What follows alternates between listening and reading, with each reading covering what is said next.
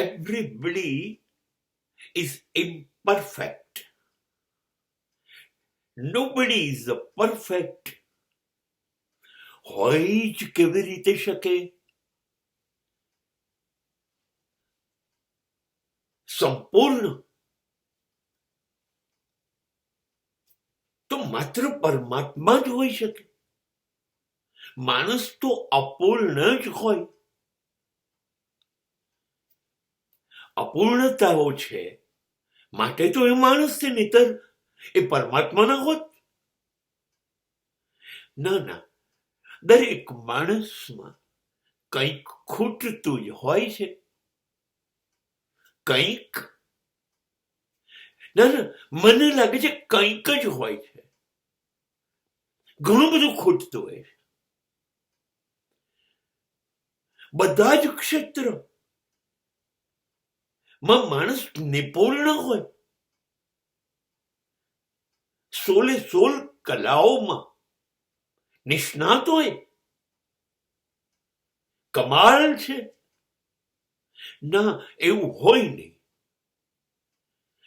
એટલા માટે ન હોય કે જીવનના મૂળ સત્યો જે છે, મૂળ તત્વ છે, એ બધા જ એક જ માણસની અંદર હોય એવું નહીં બને. સત્ય, ન્યાય, નીતિ, પ્રેમ, ધર્મ,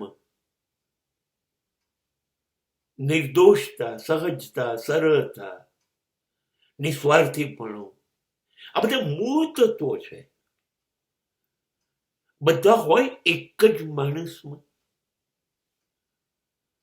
અને તમને ખબર છે ને, માણસ ને અપૂર્ણ થવા માટે તો એના શરીરમાં 10 દરવાજા છે.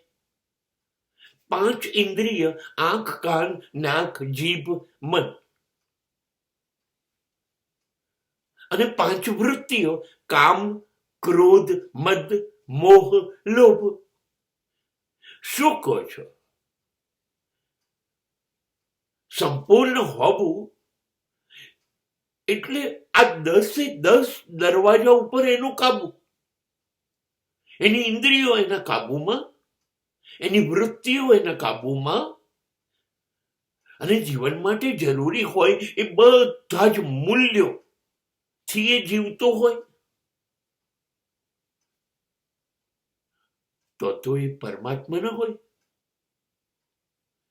માટે કશુંક જ હોય, બધું જ ખૂટતું હોય. માટે કહેવાય છે પૂર્ણત્વ એટલે પરમાત્મા, અને અપૂર્ણ એટલે માણસ.